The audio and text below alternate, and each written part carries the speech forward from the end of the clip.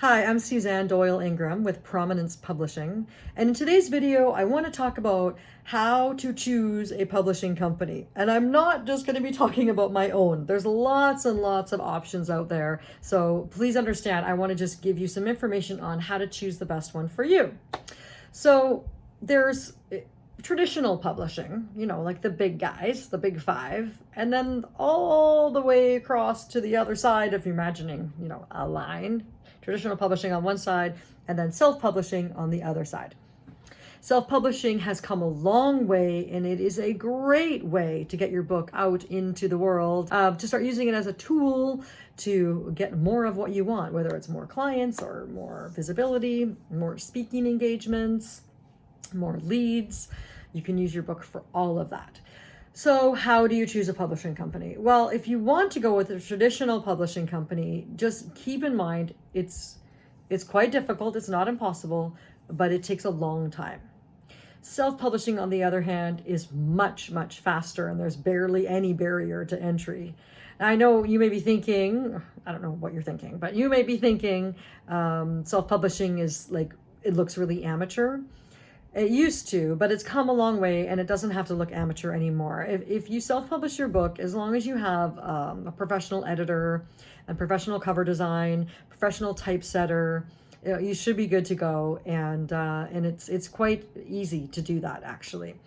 And then there's what's in between self-publishing and traditional publishing, right in the middle or somewhere along there, what we call hybrid publishers or vanity publishers. And that's businesses like mine, where we help you get your book on Amazon. So I'm thinking you're probably going to want to go with one of these type of companies or self-publish it yourself. So when you choose a publisher, be aware that they might make it seem like they're choosing you, but really you have the power and you have the control, and you can choose to go with whoever you want. So I want you to interview them like you would with anything. If you're buying a house, you shop around for a mortgage. You don't just go and get the first thing you find, right? So it's the same with publishing companies.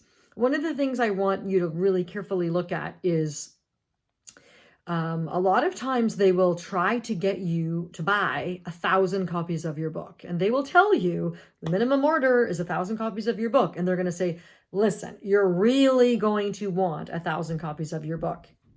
You don't, and I'll tell you why in a second. But anyways, they might try to get you to sell. They might say, for $10,000, you can have 1,000 copies of your book, which works out to $10 each. And it's really a great deal.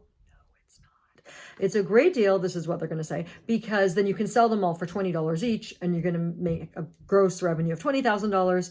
Take away the $10,000 it cost you to print those books, and you're left with $10,000. Who doesn't want $10,000? This is what they're going to be jumping up and down and screaming at you. Truth is, nobody needs 1,000 books in their garage for the next 10 years. The truth is that most business people only ever sell, on average, 200 copies of their book. And in other videos, I go into more of a deeper explanation on using your book as a lead generating tool, and about how, it's more important to even give away your book to land a new client, because that new client is worth way more money than the $3 you're going to make when you sell a book. Not to mention it probably cost you $500 just to sell that one book. Don't get me started on that. So back to the topic at hand, choosing a publisher. You're going to want to make sure they're not trying to rope you into buy 1,000 copies of your book. There's something right now called print on demand. It's been around for a few years. POD, you probably see the acronym POD. Print on demand is awesome. You can print as little as 1 or 2 or 3 copies of your book. You can print 50, 20, 100, whatever you need to do. The nice thing about print on demand as well is if you're speaking somewhere at an event across the country, you can just go online, order 50 or 100 copies or however many books you want, and ship right to your event instead of bringing them on the plane, which I had to do last October, and it was so brutal. They were so heavy. They were just so incredibly heavy. You don't ever want to do that, believe me. So don't get sucked into buying 1,000 copies of your book. Second thing is, find out who owns the rights to your book. Now, you want to make sure that you will retain 100% of the rights to your book. That's very important. The other thing is royalties. So the way that we work with our authors is we set up an account for you and we upload your book to Amazon. And every time Amazon sells a copy of your book, they print one copy, they collect the money, obviously, then they print a copy and then they ship it. And then you get the royalties because we put the account in your name.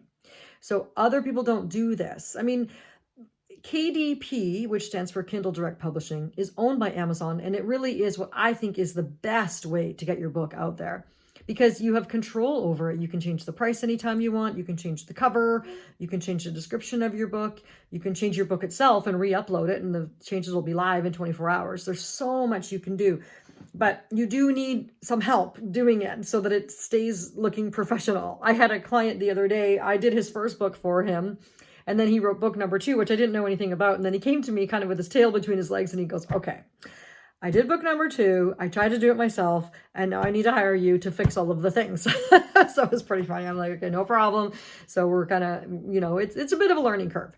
So it is helpful to have a guide to help you. But having said that, make sure you still own the rights to your book and make sure you get all the royalties to your book.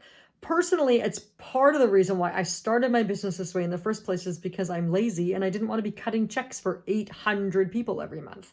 Obviously, they have software that can do that, but I just would rather charge an upfront fee to get somebody's book on Amazon and then hand them the keys and go, here you go, off to the races, and teach them how to log in and look how many books they've sold and have the money go directly to them.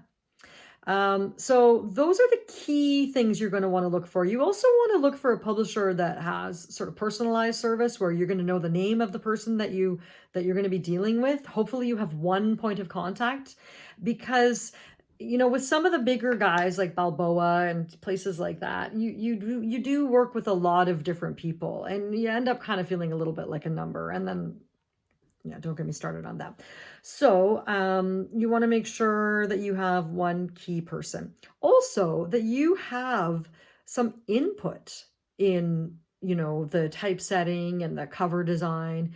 You're not going to feel good if you end up publishing a book where you don't like the cover. You have to make sure in the fine print in that contract, it says that you get 100% approval on the cover and you get 100% approval on the interior formatting because you want to feel so proud of it when it comes out. You want to be able to hold it in your hands and show it to people and feel really good about it.